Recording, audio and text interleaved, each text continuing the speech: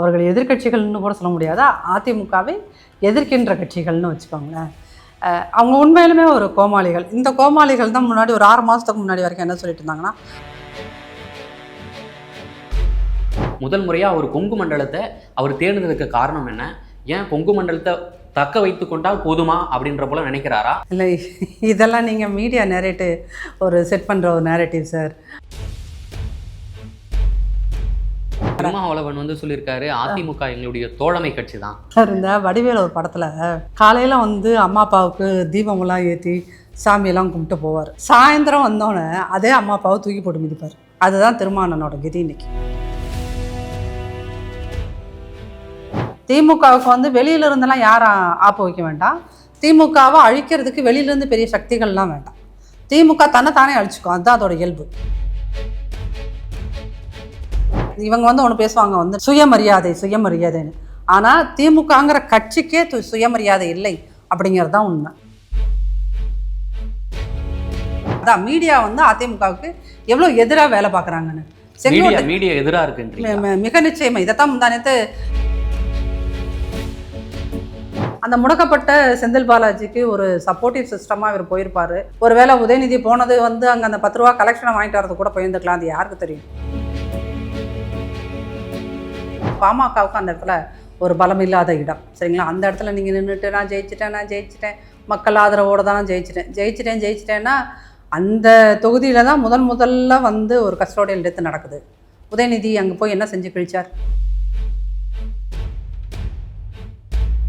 Reflect நேயர்களுக்கு வணக்கம். இன்று நமது விருந்தினர் அதிமுகவின் நாச்சியால் சுகந்தி அவர்களை வரவேற்று நிகழ்ச்சிக்குள் செல்வோம். வணக்கம். வணக்கம். தமிழக அரசியலில் சுற்றுப்பயணம் என்றது வாடிக்கையாக இருக்கிறது ஒன்று தான். அந்த வகையில் அதிமுகவின் பொதுச் செயலாளர் எடப்பாடி பழனிசாமி மக்களை காப்போம் தமிழகத்தை மீட்போம் என்ற சுற்றுப்பயணத்தை மேற்கொண்டிருக்காரு. இப்போ வரைக்கும் கொங்கு மண்டலத்தை முடிச்சிருக்காரு 2 நாள் சுற்றுப்பயணமாக. அது மக்களிடையே எந்த வகையில் தாக்கத்தை ஏற்படுத்தியிருக்கு, இனிமேலும் மக்களிடையே எந்த வகையில் தாக்கத்தை ஏற்படுத்தும்னு நீங்கள் நினைக்கிறீங்க? கொங்கு மண்டலத்தை பொறுத்தளவுக்கு இந்த பயணம் மீண்டும் அந்த பகுதிகளில் அதிமுக தான் ஒட்டுமொத்த சட்டமன்ற தொகுதிகள்லேயும் வெற்றி பெறும் அப்படிங்கிறத உறுதி செஞ்சு கொடுத்துருக்காங்க.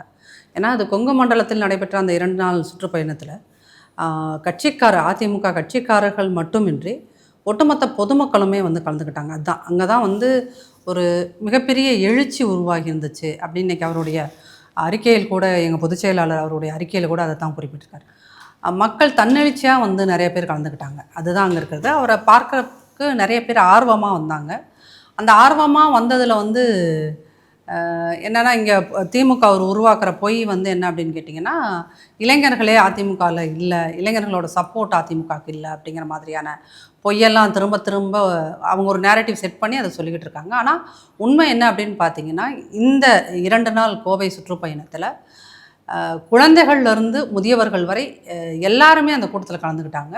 குறிப்பாக இளைஞர்கள் ஒரு உற்சாகமாக அவங்களோட உற்சாகத்தை எல்லா இடங்கள்லையும் காட்டினாங்க. ஏன் அப்படின்னீங்கன்னா, குறிப்பாக அந்த இன்ஜினியரிங் சப்ஜெக்ட்லாம் 10 அரியருக்கு மேலே வச்சுருந்த பசங்கள்லாம் கொரோனா காலத்தில் எடப்பாடியார் ஆட்சியில் தான் அவங்க அத்தனை அரியரையுமே அவங்க கிளியர் பண்ணினாங்க.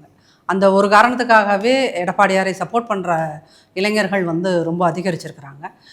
ரொம்ப சீரியஸான இஷ்யூவாக பார்க்கும்போது இந்த நீட் ரத்து செய்வோம்னு சொல்லி திமுக நாடகம் ஆடிக்கொண்டிருந்த போதும், எதிர்கட்சியாக இருந்த போதும் அந்த நாடகத்தை ஆடிய போதும் எங்களுடைய பொதுச் செயலாளர் அரசு பள்ளியில் பயின்ற மாணவர்களுக்கு 7.5% இடஒதுக்கீடு கொடுத்தார்.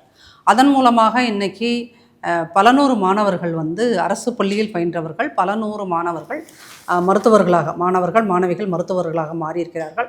அவர்களுடைய சப்போர்ட்டும் இந்த அதிமுக ஆட்சிக்கும் அதிமுக கட்சிக்கும் இருக்குது அப்படிங்கிறதையெல்லாம் இந்த பயணத்தின் போது தான் அதிமுகவே அதை கண்ணார பார்த்தது, அதை மனதார உணர்ந்தது அப்படின்னு சொல்ல முடியும்.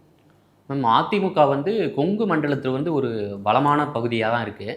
பட் அவர் ஏன் கொங்கு மண்டலத்தை முதன்முறையாக தேர்ந்தெடுக்கிறாரு? ஏன் நம்பிக்கை இல்லைங்களா? அவர் தெற்கு மண்டலத்தில் போகலாம், ஸோ இல்லைனா டெல்டா மண்டலத்தில் போகலாம். முதல் முறையாக அவர் கொங்கு மண்டலத்தை அவர் தேர்ந்தெடுக்க காரணம் என்ன? ஏன் கொங்கு மண்டலத்தை தக்க வைத்து கொண்டால் போதுமா அப்படின்ற போல நினைக்கிறாரா? அங்கெல்லாம் நம்பிக்கை இல்லைங்களா? இல்லை, இதெல்லாம் நீங்கள் மீடியா நேரேட்டிவ் ஒரு செட் பண்ணுற ஒரு நேரேட்டிவ் சார். ஆக்சுவலி ஒரு பயணத்தை நம்ம ஆரம்பிக்கும் போது நீங்கள் வந்து வடக்க இருந்து ஆரம்பிச்சிருக்கலாம், தெற்க இருந்து ஆரம்பிச்சிருந்துருக்கலாம், கிழக்க இருந்து ஆரம்பிச்சிருக்கலான்றதெல்லாம் வந்து எதையாவது நம்ம வந்து ஒரு நேரட்டிவ் செட் பண்ணி கேட்டுட்ருக்கணும். அதான் அது இல்லாமல் வந்து உங்களுக்கு வந்து கொங்கு மண்டலத்தில் அதிமுக வந்து ஸ்ட்ராங், அங்கே வந்து திமுக ஒரு தொகுதிகளை கூட எடுக்க முடியாதுன்னு வச்சுக்கோங்க. அதுதான் நிஜமும் கூட. ஸ்ட்ராங்காக இருக்க பகுதிகளில் நம்ம போகிறோம் அப்படின்றதுனால அந்த பகுதி இன்னும் ஸ்ட்ராங்காகும் அப்படிங்கிறது எண்ணம் கிடையாது. நமக்கு வந்து ஈஸியாக வந்து இப்போ நம்ம ஒரு பயணத்தை தொடங்குகிறோம், எங்கே வந்து நம்ம போனால் சீக்கிரம் வேலை முடிஞ்சுட்டு அடுத்து இன்னும் கொஞ்சம் பெட்டராக இருக்கிற இடத்துக்கு இன்னொரு இடத்துக்கு நம்ம போகிறது அப்படிங்கிறது இது வந்து ஒரு மேனேஜ்மெண்ட்டில் ஒரு டெக்னிக். எங்கே ஈஸியாக ஒரு வேலை முடியுதோ அந்த வேலையை வந்து ஃபஸ்ட்டு ப்ரையாரிட்டி கொடுத்து அதை முடிச்சுட்டு அடுத்து இன்னும் கொஞ்சம் அப்படிங்கும்போது என்ன அப்படின்னா அந்த பயணம் நம்ம எங்கே வந்து ஸ்ட்ராங்காக இருக்கிறோம் அப்படிங்கிறதுக்காக நம்ம அந்த இடத்துக்கு போகிறோம் அப்படிங்கிறத விட ரெண்டாவது இன்னொன்று சைக்காலஜிக்கலாக நமக்கு எங்கே வந்து பயங்கரமான ஒரு உற்சாகம் கிடைக்குன்றதும் இருக்குது இல்லையா.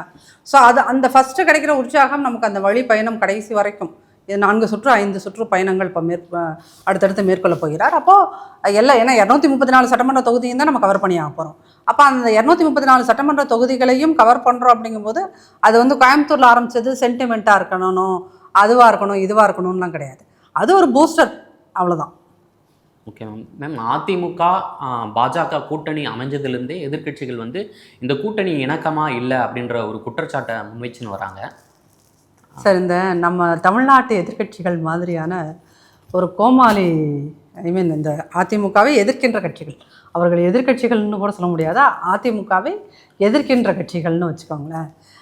அவங்க உண்மையிலுமே ஒரு கோமாளிகள். இந்த கோமாளிகள் தான் முன்னாடி ஒரு 6 மாதத்துக்கு முன்னாடி வரைக்கும் என்ன சொல்லிட்டு இருந்தாங்கன்னா, அதிமுகவும் பாஜகவும் கூட்டணியில் போயிடுவாங்கன்னு இவங்களே தான் சத்தம் போட்டு சொல்லிகிட்டே இருந்தாங்க. கூட்டணியில் போயிடுவாங்க, அப்போ கூட்டணியில் போயிடுவாங்க பாருங்கள், கூட்டணி போயிட்டால் இப்படி ஆயிரும் அப்படி ஆயிரும்னு இவங்களே தான் ஒரு தியரியை செட் பண்ணி அதுக்குன்னு அவங்க வந்து இந்த மீடியாலெல்லாம் உட்காந்து பேசுகிறதுக்கு சில தினக்கூலிகளை வைத்திருக்கிறார்கள்.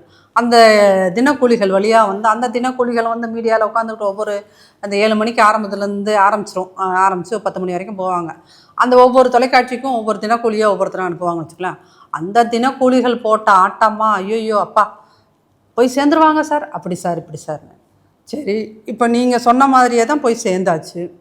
சேர்ந்தோன்னே இப்போ ஏன் பதறீங்க? அடுத்து இவங்க திமுக பதறதுன்னு இல்லாமல் திமுக தான் நான் பதறிட்டேன், பயந்து போயிட்டேன் அப்படிங்கிறத காமிச்சா அவமானமாக இருக்கும்னு இவங்க கூடவே சுற்றுற 4 செவ்வாழை இருக்குது பார்த்தீங்களா, அந்த செவ்வாழைகளெல்லாம் பேச விடுறது. அவர் தோல் திருமாவை விசிகே தலைவரை வந்து நீங்கள் பேசுங்க சார் அப்படிங்கிறது. உடனே அவர் வந்து அதிமுக இப்படி ஆகிவிடும், அதிமுக அப்படி ஆகிடும். அப்புறம் 2 இடதுசாரிகள் இருக்காங்க, அவங்க வந்து அதிமுக அப்படி ஆகிடும், அதிமுக இப்படி ஆகிடும். இப்போ இவங்க செட் பண்ணுற இந்த தியரிப்படியே அதிமுக அப்படி ஆகிடும், அதிமுக இப்படி ஆகிடும்னு நீங்கள் பயப்படுறீங்க இல்லையா, அந்த அக்கறை உங்களுக்கு ஏன்? அதிமுகவுக்கு ஒரு 2% வாக்கு குறைஞ்சி போனாலும் அது உங்களுக்கு சாதகம் தானே. இப்போ நீங்கள் உள்ளூர சந்தோஷப்படணும்ல, உங்களுக்கு இல்லையா அவ்வளோ ஒரு அக்கறை அதிமுக மேலே? திருமாவளவன் வந்து சொல்லியிருக்காரு, அதிமுக எங்களுடைய தோழமை கட்சி தான் அப்படின்ற போல சொல்லியிருக்காரு. நான் சார், இந்த வடிவேல் ஒரு படத்தில் காலையில் வந்து அம்மா அப்பாவுக்கு தீபமெல்லாம் ஏற்றி சாமியெல்லாம் கும்பிட்டு போவார். சாயந்தரம் வந்தோடனே அதே அம்மா அப்பாவை தூக்கி போட்டு மிதிப்பார். அதுதான் திருமாவளவனோட கதி. இன்னைக்கு அவர் வந்து இன்னைக்கு ஒரு பேச்சு பேசுவார் சார், அதிமுக என் தோழமை கட்சி, அதிமுக பொதுச் செயலாளரோட பயணத்துக்கு, பிரச்சார பயணத்துக்கு நான் வாழ்த்து சொல்கிறேன்னு இன்றைக்கி சொல்லுவார். இப்போ நாளைக்கு வந்து அவருக்கு வந்து மேலிடத்துலேருந்து ஒரு உத்தரவு வரும், ஐயா ஸ்டாலின் கிட்டேருந்து ஒரு உத்தரவு வரும். அங்கே என்ன உத்தரவு வந்துச்சோ அதை வாங்கிட்டு இன்னொரு பேச்சு பேசுவார், அதிமுக பாஜகவோடு சேர்ந்து அழிந்து விடும், அதிமுகவை காப்பாற்ற வேண்டும். நீங்கள் ஏன் சார் எல்லோரும் இவ்வளோ, என்னோடய கேள்வியே தான், நீங்கள் வெளியில் இருக்கவங்க ஏன் இவ்வளவு அச்சப்படுறீங்க? 24 மணி நேரமும் தூங்காமல் கொள்ளாமல் சாப்பிடாமல் கொள்ளாமல் அதிமுக இப்படி ஆயிரும், அதிமுக இப்படி ஆயிரும், நீங்கள் ஏன் பயப்படுறீங்க? அதை அதிமுகவில் இருக்கிறவங்க பார்த்துக்குவாங்க. அதிமுகவுக்கு தலைவர்கள் இருக்காங்கல்ல, அதிமுகன்னு 2 கோடி தொண்டர்கள் இருக்காங்களா, அது அவங்களோட பிரச்சனை. என் வீட்டு பிரச்சனைக்கு நீ ஏன் கவலைப்படுறேங்கிற மாதிரி தான் இது எல்லாமே. என்னென்னா இவர்கள் இது உளவியல் ரீதியாக பார்த்தீங்கன்னா அவர்கள் ரொம்ப பயந்துட்டாங்க, இந்த கூட்டணி அமையக்கூடாதுன்றதை விரும்பினாங்க. இப்போ அமைஞ்சிருச்சு, அமைஞ்சோன்னே ஒரு வித அச்சம், ஐயோயோ. ஏன்னா நீங்கள் போன 21 ரிசல்ட்டை பார்க்கும்போது அதிமுகவுக்கும் திமுகவுக்கும் குறைந்தபட்சம் 2 லட்சம் ஓட்டு தான் வித்தியாசம், சரிங்களா? அப்போ அந்த 2 லட்சம் ஓட்டு இப்போ வந்து திமுகவுக்கு வந்து வெளியில இருந்தெல்லாம் யாரும் ஆப்பு வைக்க வேண்டாம், திமுகவை அழிக்கிறதுக்கு வெளியிலேருந்து பெரிய சக்திகள்லாம் வேண்டாம். திமுக தன்னைத்தானே அழிச்சுக்கும், அதுதான் அதோட இயல்பு. அது தன்னைத்தானே அழிச்சுக்கிறதுனால தான் ஒரு 5 வருஷம் ஆட்சியில் இருப்பாங்க. உடனே அந்த ஆட்சி பாதியிலேயே மத்திய அரசு கலைச்சிட்டு போகும். இல்லை சக்ஸஸ்ஃபுல்லாக ஒரு 5 வருஷம் ஓட்டிட்டாங்கன்னு வச்சுக்கோங்களேன், அடுத்த 5 வருஷத்துக்கு 5 வருஷம் இல்லை 10 வருஷத்துக்கு வரமாட்டாங்க. மக்கள் அவங்களுக்கு ஓட்டு போடவும் மாட்டாங்க, ஆட்சியில் கொண்டு வந்து உட்கார வைக்க மாட்டாங்க. அதுதான் அவர்களுடைய அந்த இதனால் வரையிலான தேர்தல் இதுக்கு காட்டுது. அது இல்லாமல் அவர்கள் எப்போதுமே அவங்களோட ஒட்டுமொத்த ஹிஸ்ட்ரியிலையும் அவங்க தனித்து சுயமாக நிற்கிறதுக்கான தெம்பு இல்லாத ஆட்கள். நமக்கு உடம்புல வலு இருந்தால் தானே சார் நம்ம வந்து 100 மீட்டர் ரேஸ் ஓடுறோம் அப்படின்னு சொன்னோம்னா ஓடணுங்கிற ஒரு கான்ஃபிடென்ஸ் இருக்கும், நம்ம ஓடிடுவோம். திமுகவுக்கு எப்பயுமே அந்த கான்ஃபிடென்ஸ் கிடையாது. தன்னோட பலத்தை மற்றவன் தெரிஞ்சு வச்சுருக்கானோ இல்லையோ, தன்னோட பலவீனத்தை திமுக தெரிஞ்சு வச்சுருக்குது. நமக்கு வந்து ஓட் பேங்க் வந்து ரொம்ப குறைச்ச, அப்போ நம்ம எப்பயுமே அது கருணாநிதி காலத்தில் இருந்தே அடுத்தவன் காலில் நின்று தான் நம்ம ஓட முடியும், அடுத்தவன் தலைமையில் ஏறி தான் நம்ம ரேஸே ஓட முடியும் அப்படிங்கிறத அது புரிஞ்சு வச்சுருக்கனால தான் எப்பயுமே அவங்க வந்து தனியாக நின்னதே கிடையாது. இப்பயுமே 14 கட்சிகளோட கூட்டணியில் தான் அவங்க ஆட்சி அமைச்சிருக்கலாம். அதிமுக கூடயும் கூட்டணி இருக்காங்கல்ல. அதிமுக தனித்து நின்று, அது நாடாளுமன்ற தேர்தலாக இருந்தாலும் சரி, சட்டமன்ற தேர்தலாக இருந்தாலும் சரி, அம்மா இருந்தபோது மக்களுடன் கூட்டணி, மக்களை நான் நம்புகிறேங்கிற கோஷத்தை முன் வச்சு அவர் வந்து தனியாக நின்று ஜெயிச்சு நிரூபித்த கட்சி, சரிங்களா? ஆனால் அந்த மாதிரி ஒரு முறை கருணாநிதி உயிரோடு வாழ்ந்த காலகட்டத்திலேயே அவர் வந்து அவர் கூட யாருமே கூட்டணிக்கு போகாத போது இந்த லெட்டர் பேட் கட்சிகள்லாம் இருக்கும் தெரியுமா, சின்ன சின்ன கட்சிகள், அவங்க வந்து ஃபஸ்ட் டைம் தேர்தலில் கூட போட்டிட்டு இருக்க மாட்டாங்க. அவங்க எல்லாத்தையும் வாங்க நம்ம எல்லோரும் சேர்ந்து உதவி செய்யல நிற்போம் அப்படின்னு நின்றுமே அவர் தோற்று போனார் 2011. அந்த மாதிரி எல்லா விஷயங்களையுமே வந்து தனித்து செயல்படுவதற்கு கிடையாது. இவங்க வந்து ஒன்று பேசுவாங்க வந்துட்டு என்னென்னா சுயமரியாதைன்னு. ஆனால் திமுகங்கிற கட்சிக்கே சுயமரியாதை இல்லை அப்படிங்கிறது தான் உண்மை. நம் கொங்கு மண்டலத்தில் மிக முக்கிய நிர்வாகிகளாக பார்க்கப்படுற அதிமுகவுடைய செங்கோட்டையன், அதே போல் பாஜகவுடைய முன்னாள் மாநில தலைவர் அண்ணாமலை அவர்கள் வந்து எடப்பாடியுடைய சுற்றுப்பயணத்தில் வந்து கலந்து கொள்ளவில்லை அப்படின்ற ஒரு குற்றச்சாட்டு இருக்குது. அதை நீங்கள் எப்படி பார்க்குறீங்க? ஏன்னா அதிமுக பிஜேபியிலிருந்து நயனார் நாகேந்திரன், எல்முருகன், வானதி சீனிவாசன் எல்லாருமே வந்து பிரச்சாரம் பண்ணாங்க. ஆனால் இவங்க 2 பேருமே மிஸ் ஆகியிருந்தாங்க. சரி, இப்போ என் வீட்டில் என் மகனோ என் மகளோ வரல அப்படின்னா அதுக்கு நான் ரெஸ்பான்சிபிள், நான் பதில் சொல்லணும் இல்லையா? இப்போ பக்கத்து வீட்டு குழந்தை இல்லை எங்கள் கூட வர சொந்தக்காரன் வீட்டு குழந்தை வரல அப்படின்னா அதுக்கு நான் வந்து நம்ம பதில் சொல்ல முடியாது. இப்போ அதிமுகவில் வந்து செங்கோட்டையன் ஐயா வரல அப்படின்னா அது அவருக்கு அன்னைய தேதியில் அவருக்கு வேறு வேலைகள் இருந்திருக்கலாம். இது வந்து உடனே என்னென்னா அந்த ஒரு இதுக்கு முன்னாடி இப்படி தான் போன 2-3 மாதத்துக்கு முன்னாடி சட்டமன்ற கூட்டத்தொடர் நடந்துச்சு. அப்போ நடக்கும்போது செங்கோட்டையன் சார் வந்து அங்கே கேள்வி கேட்கணும்னு, சட்டமன்றத்தில் கேள்வி கேட்கணும்னு சொல்லிட்டு கொஞ்சம் நேரம் வெயிட் பண்ணுறாரு. இவர்கள் எல்லோருமே வந்து வெளிநடப்பு செஞ்சுட்டாங்க. மற்ற அதிமுக அமைச்சர்கள், எம்எல்ஏஸ் எல்லாருமே வெளியே வந்துட்டாங்க. உடனே இங்கே அந்த ஒரு 10 நிமிஷம் தான், அந்த 10 நிமிஷம் கேப்பில் உடனே எல்லா தொலைக்காட்சிகள்லையும் ஒரே வாசகம் ஓடிச்சு, செங்கோட்டையன் மட்டும் தனியாக சட்டமன்றத்துள்ள அமர்ந்திருக்கிறார், அதிமுக 2ஆக பிளவுபட்டு விட்டதா, உடனே 10 நிமிஷத்தில் போடுறாங்க. செங்கோட்டையன் சார் அங்கே வந்து ஒரு முக்கியமாக அவங்க தொகுதியை பற்றினா, அது பவானி அணையை பற்றினா ஏதோ ஒரு கேள்வி, முக்கியமான ஒரு கேள்வி இருந்துச்சு. அந்த கேள்வியை கேட்கறதுக்காக அவர் வெயிட் பண்ணி அவர் டேர்ன் வந்தோடனே கேட்டுட்டு வெளியே வரார். வந்த உடனே இங்கே உடனே 10 நிமிஷம் பாருங்கள், அதான் மீடியா வந்து அதிமுகவுக்கு எவ்வளோ எதிராக வேலை பார்க்குறாங்கன்னு. மீடியா எதிராக இருக்குன்றீங்க? மிக நிச்சயமாக. இதைத்தான் முந்தானத்து கோயம்புத்தூரில் பேசும்போது எங்கள் பொதுச் செயலாளரும் அதான் சொன்னார். மீடியாவிலேருந்து சில கோரிக்கைகளை வந்து அங்கிருந்த பத்திரிகையாளர்கள் வைத்தபோது அவர் அதான் சொன்னார், அதிமுகவோட செய்திகள் எல்லாத்தையுமே நீங்கள் புறக்கணிக்கிறீர்கள், அதிமுகவை பற்றி நிறைய நெகட்டிவான விஷயங்களை சொல்கிறீங்க, இருந்தபோதும் நீங்கள் கொடுக்கின்ற இந்த உங்களுடைய இந்த கோரிக்கைகள்லாம் அதிமுக வந்தோன்னே மிக நிச்சயமாக வந்து கன்சிடர் பண்ணுவோம். அதுக்கு முன்னாடி இன்றைக்கி மக்கள் தங்களோட பிரச்சனைகளை என்னிடம் பேசியதை நீங்கள் தயவுசெய்து மீடியாவில் எழுதுங்க, மீடியாவில் பேசுங்க அப்படின்னு அவர் சொல்லியிருப்பார். அப்போ ஒட்டுமொத்த மீடியாவும் வந்து இந்த மாதிரி நெகட்டிவ் ஒரு நேரட்டிவ் செட் பண்ணுறதுல, அதிமுகவுக்கு எதிராக செட் பண்ணுறதுல அவ்வளோ குறியாக இருக்காங்க.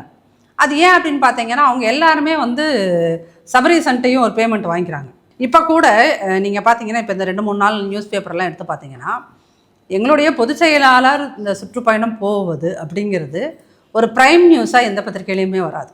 கடைசி பக்கத்தில் கடைசி செய்தியாக ஒரு காலம் செய்தியாக இப்படி தான் போடுறாங்க. அப்படிங்கும்போது ஆனால் ஜமால் முகமது காலேஜில் போய் முதல்வர் பேசினார் அப்படிங்கிறத ஒரு அரைப்பக்க செய்தியாக போடுறாங்க. அப்போது மீடியாங்கிறது வந்து ஒரு 4வது தூண். ஜனநாயகத்தின் 4வது தூண் அப்படிங்கிறது எவ்வளோ தூரம் பார்ஷியலாக இருக்காங்க. ஒட்டுமொத்த பத்திரிகையாளர்களும் அந்த பத்திரிகையிலையுமே உயர் பொறுப்புகளில் இருக்கின்ற எடிட்டர்ஸ் எல்லாருமே எப்படி திமுகவோட ஒரு கைக்கூலிகளாக, ஒரு இந்த ரவுடிகளுக்கெல்லாம் வந்து கூடவே ஒரு 4 பேர் போவாங்க தெரியுமா, சினிமாலெல்லாம் தமிழ் சினிமாவில் அல்ல கைன்னு சொல்லுவாங்கள்ல, அந்த மாதிரி இது இங்கே திமுக ஆட்சிக்கு இந்த அல்ல கைகள் மாதிரி இருக்கிறவங்க யார் அப்படின்னு பார்த்தீங்கன்னா, இந்த பெரிய பத்திரிகைகளின் பெரிய ஊடகங்களோட செய்தி ஆசிரியர்கள் எல்லாமே திமுகவோட ஊதுகுழல் கூட கொஞ்சம் டீசெண்டான வார்த்தையாக இருக்குது, அல்லக்கைகளாக மாறிவிட்டார்கள். ஸோ இவங்களையெல்லாம் தாண்டி அதிமுக குறித்த ஒரு பாசிட்டிவாக செய்தி ஒன்று வரணும்னா அதுவே இன்றைக்கி அதிமுகவுக்கு ஒரு மிகப்பெரிய சேலஞ்சாக தான் சார் இருக்குது. எடப்பாடியார் சுற்றுப்பயணம் கொங்கு மண்டலத்தில் முடித்த உடனே அடுத்த நாளே துணை முதல்வர் உதயநிதி ஸ்டாலின் வந்து கரூர் மாவட்டத்தில் வந்து நலத்திட்ட உதவிகள் வந்து கொடுக்க போயிருக்காரு. அவர் என்ன எடப்பாடியுடைய கூட்டத்தை பார்த்து ஏதாவது பயந்துட்டாருங்களா? ஏன் திடீர்னு அந்த நலத்திட்ட உதவின்னு நேற்றுக்கு போயிருக்கணும், நேற்று அதை பற்றி நீங்கள் எப்படி? இல்லை, அதுக்கு முன்னாடி என்ன பண்ணாங்கன்னா, முதல் நாள் கூட்டம் நடந்துருச்சு. எங்கள் பொதுச் செயலாளரோட முதல் நாள் கூட்டம் பயங்கர பிரம்மாண்டமாக நடந்துருச்சு.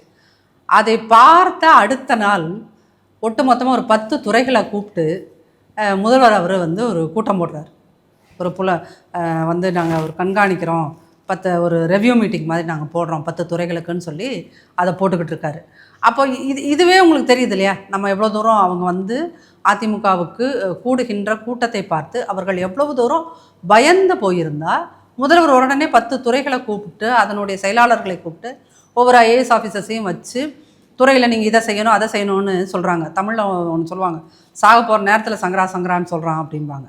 இவ்வளோ நாள் நீங்கள் 4.25 வருஷம் ஒரு வேலையும் செய்யாமல் அதிமுக களத்துக்கு போக ஆரம்பிச்சிருச்சு அப்படின்னோடனே பயந்து போய் முதல்வர் வந்து 10 துறைகளை கூப்பிட்டு பேசுகிறாரு. இப்போ நாளைக்கு வந்து மீதி இருக்கின்ற துறைகளோட ஐஏஎஸ் ஆஃபீஸர்ஸ் வச்சு பேசுகிறாரு.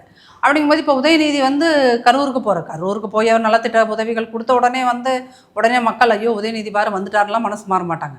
அது செந்தில் பாலாஜி அவரோட இன்ஃப்ளூயன்ஸை வச்சு 4 நலத்திட்ட உதவிகள் சொல்கிறாங்கன்னா அவர் வந்து இன்றைக்கி முற்றிலுமாக முடக்கப்பட்டிருக்கிறார். அந்த முடக்கப்பட்ட செந்தில் பாலாஜிக்கு ஒரு சப்போர்ட்டிவ் சிஸ்டமாக இவர் போயிருப்பார். ஒருவேளை உதயநிதி போனது வந்து அங்கே அந்த 10 ரூபா கலெக்ஷனை வாங்கிட்டு வரது கூட போயிருந்துக்கலாம், அது யாருக்கு தெரியும். அதனால் வந்து இது வந்து ஒட்டுமொத்தமாக ஸ்டாலின் அவர்களும் உதயநிதி ஸ்டாலின் வந்து மீடியா தான் வந்து அவர் பெரிய ஏதோ பயங்கரமான ஆள் மாதிரி காட்டுது. அவர் ஸ்டில் ஹீஸ் அ காமெடியன், ஒரு சீரியஸான பொலிட்டீஷியன் கிடையாது அவர். ஏன்னா 4 சென்டென்ஸ் அவருக்கு சேர்ந்த வாக்கில் உங்களுக்கு மீடியா முன்னாடி பேசக்கூட முடியல. அவங்க அப்பாவாவது பரவாயில்ல துணிச்சிட்டு வச்சு எதையோ தப்பும் தவறுமாவது சில விஷயங்களை பேசிடுறாரு. இவருக்கு அந்த இதுவும் முடியல. மேக்ஸிமம் மீடியா கேட்குறதுக்கு எஸ் நோ அப்புறம் ஒரு 2 வார்த்தை அவ்வளோதான். அதுக்கு மேலே அப்படி பேசுகிறதுக்கே ஒரு கெப்பாசிட்டி இல்லாத ஒரு மனிதர் வந்து அரசாட்சியை செய்து விடுவார்னு மக்கள் நம்பினாங்கன்னா இதை விட தமிழகத்தோட ஒரு துயரம்னு நம்ம எதை சொல்ல முடியும் சொல்லுங்கள் மேம்? இப்படி இருந்தால் தான் அவர் எம்எல்ஏ ஆயிருக்காரு, இந்த அளவுக்கு வந்து உச்சபட்ச பதவியான துணை முதல்வர் பதவி வரைக்கும் போயிருக்காருங்க மேம், பேச்சு திறமை இல்லாமலாம். சார் இது ஒரு கேள்வி எல்லாரும் நல்ல கேள்வின்னு நினச்சி கேட்டுக்கிறீங்க. அவருக்கு ஆப்போசிட்டில் வந்து முன்னாடி ஒரு அட்வர்டைஸ்மெண்ட் வரும், இந்த ரன்னிங் ரேஸில் வந்து நான் ப்ரைஸ் வாங்கிட்டேன்னு ஒரு குழந்தை சொல்லணும். எத்தனை பேர் ரன்னிங் ரேஸில் ஓடினீங்கன்னா நாங்கள் 2 பேர் தான் ஓடினோங்க. அந்த மாதிரி கதை தான் இது. ஏன்னா நான் ஆப்போசிட்டில் பலமில்லாத ஒருத்தரை நிறுத்தி வச்சுட்டு நாங்கள் வந்து ஜெயிச்சிட்டோம்னு காட்டுறது. இப்போ உதயநிதி வந்து அதிமுகவில் ஒரு சாலிடாக நிற்கிற ஒரு வேட்பாளரை எதிர்த்து நின்று ஜெயிச்சிருந்தால் பரவாயில்ல. அந்த இடத்துல சேப்பாக்கத்தில் இவங்க நின்னாங்க, பாமக நின்னது சரிங்களா. பாமகவுக்கு அந்த சமயத்தில் வந்து நாங்கள் கூட்டணியில் இருந்தோம் அப்படின்னாலும் பாமகவுக்கு அந்த இடத்துல ஒரு பலமில்லாத இடம் சரிங்களா. அந்த இடத்துல நீங்கள் நின்றுட்டு நான் ஜெயிச்சிட்டேன் மக்கள் ஆதரவோடு தான் நான் ஜெயிச்சிட்டேன்னா அந்த தொகுதியில் தான் முதல்ல வந்து ஒரு கஸ்டோடியல் டெத்து நடக்குது. உதயநிதி அங்கே போய் என்ன செஞ்சு கழிச்சார்? அந்த ஃபஸ்ட்டு கஸ்டோடியல் டெத்து விக்னேஷ் வீட்டுக்கு போய் ஏன் ஒரு சாரி சொல்லலை? உன் தொகுதி தானப்பா உதயநிதி, அப்போ நீ போயிருக்கணுமா இல்லையா? ஒரு சாரி சொல்லியிருக்கணுமா இல்லையா? இன்றைக்கி 25 அப்போ நீங்கள் வந்து 25 கொலை 50வது கொலை அப்படின்னு ஏதாவது ரவுண்டாக வெள்ளி விழா பவள விழா தங்க விழான்னு நடந்தால் தான் நீங்கள் வந்து சாரி சொல்லுவீங்க. முதல் முறையே இவங்க போய் இதுக்கு அலர்ட் ஆயிருந்தாங்கன்னா இத்தனை கஸ்டோடியல் டெத்து நடப்பதற்கான வாய்ப்புகள் இருக்கா? அப்போது நீங்கள் வந்து உதயநிதியை வந்து அதாவது திரும்ப மீடியாவும் சரி மற்றவர்களும் சரி திமுகவோட தொங்கு சதைகளாக இருக்கின்ற ஊடக அல்லக்கைகளாக இருந்தாலும் சரி, இந்த தினக்கூலிக்கு மீடியாவில் போய் உட்காந்து பேசுறவர்களாக இருந்தாலும் சரி, இவர்கள் எல்லோரும் வந்து உதயநிதி ஒரு பெரிய சக்திங்கிற மாதிரி ஏதோ பெரிய தலைவர் அப்படிங்கிற மாதிரி நீங்கள் அதை ப்ரொஜெக்ட் பண்ணிகிட்டே போனீங்க அப்படின்னா திமுகங்கிற கட்சி தான் வந்து அழிஞ்சு போகும். எந்த தலைமை பண்பும் இல்லாத ஒருத்தரை முன்னிறுத்தி அவர் கையில் நீங்கள் கட்சியை கொடுத்தீங்கன்னா திமுக மிக நிச்சயமாக அழிஞ்சு போகும். அந்த அழிந்து போவதற்கான வேலைகளை தான் மீடியாவும் செய்து அல்லகைகளும் செய்கிறார்கள். இந்த மீடியாவில் போய் பேசுகிற தினக்கூலிகளும் செய்கின்றார்கள். இதையெல்லாம் பார்த்து சைலண்ட்டாக இருக்கிற சீனியர்ஸ் வந்து நம்ம சம்பாதிச்சிட்டோம், இத்தனை வருஷம் திமுக பேரை சொல்லி சம்பாதிச்சிட்டோம், நம்ம பசங்களும் வந்து 1 டேர்ம் 2 டேர்ம் எம்பியா எம்எல்ஏ இருந்துட்டாங்க, இது போதும், நம்ம சம்பாதிச்ச சொத்தை வச்சு நம்ம பொழைச்சிக்கலாம் அப்படிங்கிற ரேஞ்சுக்கு இந்த கட்சி அழிவதை திமுகவில் இருக்கின்ற சீனியர்களை விரும்புகிறாங்க அப்படிங்கிறது தான் உண்மை. அதிமுக பொதுச் செயலாளர் எடப்பாடி பழனிசாமி வந்து திமுக கூட்டணி கட்சிகளை வந்து ரொம்ப சாஃப்டாகவே டீல் பண்ணி வந்தார். ஆனால் கடந்த சுற்றுப்பயணத்தில் வந்து கம்யூனிஸ்ட் கட்சியும் விசிகாவையும் கடுமையாக விமர்சிச்சிருக்காரு. கம்யூனிஸ்ட் கட்சியை வந்து தமிழ்நாட்டில் முகவரி இல்லா கட்சி அப்படின்ற போல சொல்லியிருக்காரு. அதே போல் திருமாவளவன் வந்து அவருக்கு பொய் சொல்கிறதுல மாறி மாறி பேசுகிறதுல டாக்டர் பட்டமே கொடுக்கலாம் அப்படின்ற போல் ரொம்ப கடுமையான வார்த்தைகளை பயன்படுத்தி அவங்கள விமர்சிச்சிருக்காரு. நீங்கள் எப்படி பார்க்குறீங்க? எதன் அடிப்படையில் இவர் பேசுகிறாரு, எதன் காரணத்தால் அவர் பேசுகிறாரு? சார், இது வந்து பொதுச் செயலாளர் பேசியது எல்லாமே ரியாக்ஷன். ஆக்ஷனுங்கிறது இவங்ககிட்ட இருந்தால் வந்துச்சு. இவங்களுக்கு அவங்க கட்சி இப்போ திருமாவர்களை எடுத்துக்கொண்டிருக்கலாம்னா அவரே வந்து அவங்க கட்சியில் இருக்கின்ற 2ஆம் கட்ட தலைவர்களோட கட்டுப்பாட்டில் தான் இருக்கார். ரவிக்குமார் மாதிரி, வன்னியரசு மாதிரி அந்த இருக்கின்ற 4 எம்எல்ஏக்களோட கட்டுப்பாட்டில் இருந்துட்டு நம்ம திமுக விட்டு ஒரு ஜான் நகர்ந்தாலும் நமக்கு ஆபத்துன்னு தினமும் அவரை பயமுறுத்திட்டு உட்காந்துருக்காங்க. அப்போ அந்த பிரச்சனையவே அவரால் அங்கே சால்வ் பண்ண முடியல.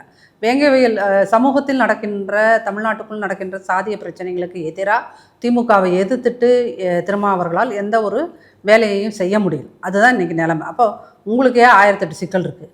நீங்கள் உங்களுடைய சிக்கலை பார்க்காம நீங்கள் வெளியே வரீங்க. வந்தோடனே மீடியா முன்னாடி ஒரு 4 மைக்கை பார்த்தாலே போதும், அதிமுக அதென்ன தூக்கத்தில் எழுந்திரிச்சு சொல்கிற மாதிரி அதிமுகவை பாதுகாத்து கொள்ள வேண்டும், அதிமுக இப்படி, அப்புறம் அதிமுக இப்படி அப்படின்னு இதையே சொல்லியிருக்காங்க. இதே எங்கள் பொதுச் செயலாளருங்கிறதுனால இவ்வளோ டீசெண்டாக சாஃப்டாக சொல்லியிருக்காரு. இதே இவங்க திமுகவுக்கு இப்படி தினமும் காலையில் எழுந்திரிச்சு பல கூட விளக்காமல் வந்துட்டு மீடியா முன்னாடி நின்றுக்கிட்டு நான் வந்து திமுக வந்து அழிந்து விடும், திமுக இப்படி போய்விட்டது, திமுக அப்படி போயிட்டு விட்டதுன்னு சொல்லியிருந்தேன்னு வச்சுக்கலேன். திமுகவில் வந்து இணைய கைக்கூலிகள் இருப்பாங்க தெரியுமா? ஐடி விங்குன்ற போர்வையில் இணைய கைக்கூலி ஒரு கூட்டம் இருக்கும். அந்த கூட்டம் திருமாவை இன்ன வரைக்கும் உலகத்திலே இல்லாத கெட்ட வார்த்தையெல்லாம் சொல்லி பேசும் சார். உலகத்திலேயே இல்லாத கெட்ட வார்த்தை, இப்படிலாம் ஒரு கெட்ட வார்த்தை தமிழ்ல எல்லாம் இருக்காடான்னு ஒருத்தன் யோசிக்கிற அளவுக்கான மலினமான வார்த்தைகளை சொல்லி அவருடைய ஜாதி பேரை சொல்லி இந்நேரம் அவரை வந்து என்ன பண்ணணுன்றது இல்லாமல் அந்த மாதிரி கேவலமாக விமர்சனம் பண்ணி வச்சுருப்பாங்க. அப்புறம் இந்த சிவாஜி கிருஷ்ணமூர்த்தி மாதிரி வந்து பேசுகிற தரங்கெட்ட நபர்களை வைத்து பேச வச்சுருப்பாங்க. திமுகவோட ஸ்டைலே அதுதான், அப்படி பேச வச்சுருப்பாங்க. ஆனால் அப்படிலாம் இல்லாமல் நீங்கள் உங்கள் வேலையை பாருங்கள் அப்படிங்கிறத வந்து டீசெண்டாக சொல்லியிருக்காரு இல்லையா? நம்ம ஊரில் டீசெண்டாக சொல்கிறது தான் வந்து இங்கே பெரிய தவறுன்னு நான் நினைக்கிறேன். அதே மாதிரி தான் கம்யூனிஸ்ட்டுகள் தனித்து நின்னாங்கன்னா இன்றைக்கி தமிழகத்தில் ஒரு 0.5%, அதாவது 1% கூட அவங்களுக்கு ஓட் பேங்க் கிடையாது சார். அதுதான் நிஜம். இப்போ இவங்க 25 கோடி காசு வாங்கினாங்கன்றது வந்து திமுகவே தானே ரெக்கார்டாக எழுதி கொடுத்தது. அப்போ இது யாரும் வெளியிலேருந்து போய் சொன்னாங்களா? திமுகவே தான் அதோட இந்த அஃபிடவிட் தாக்கல் செய்யும்போது ஏதோ ஒரு இடத்துல வந்து அவங்களே தான் அதை வெளியே கொடுக்குறாங்க, 25 கோடி நாங்கள் கம்யூனிஸ்ட்டுகளுக்கு கொடுத்தோம் அப்படின்னு. அப்போது நீங்கள் வந்து நாங்கள் வந்து முதலாளித்துவத்துக்கு எதிராக பேசுகிறோம், தொழிலாளர்கள் நலனுக்காக பேசுகிறோம்னு சொல்லிட்டு நீங்கள் உருட்டிகிட்டு இருந்த உருட்டெல்லாம் இன்றைக்கி வீணாக போயிடுச்சு, நீங்கள் 25 கோடிக்கு பேசுகிற ஆட்கள்னு முடிவு பண்ணிட்டாங்க மக்கள். அப்போ இந்த கதியில் நமக்கு வந்து ஒரு பெரிய இயக்கத்தை பார்த்து பேசுகிறதுக்கு எந்த அடிப்படை தகுதியும் இல்லை. அப்படிங்கும்போது நீங்கள் திரும்ப ஒரு தடவை பேசினா பொறுத்துக்கலாம் சார், ஒரு மனுஷன் 2 தடவை பேசலாம், 3 தடவை பேசலாம். தினமும் காலையில் எங்களுக்கு இதுதான் வேலை. யார் மைக் நீட்டாங்க சார், உங்கள் பேர் என்ன சார் அப்படின்னு கேட்டால் கூட அதிமுக இப்படி ஆகிவிடும், அதிமுக அப்படி ஆகிவிடும் நீங்கள் சொல்கிறீங்கல்ல. இந்த எரிச்சல் தான் வந்து மக்களை எங்களுடைய பொதுச் செயலாளர்கிட்ட மட்டும் இல்லை, ஒட்டுமொத்த அதிமுக காரர்களையும் இது கடுப்பாக்கத்தான் செய்யுது. இருந்தாலும் எல்லாரும் வந்து ஒரு டீசன்சி கருதி எல்லாருமே அது ரொம்ப அமைதியாக இருக்காங்க. இது வந்து கடுமையான விமர்சனம் கிடையாது, தேவையான விமர்சனம் என்னை பொறுத்தளவு. செய்திகளை உள்ளது உள்ளபடி தெரிந்து கொள்ள ரெஃப்ளெக்ட் நியூஸை சப்ஸ்கிரைப் பண்ணுங்க.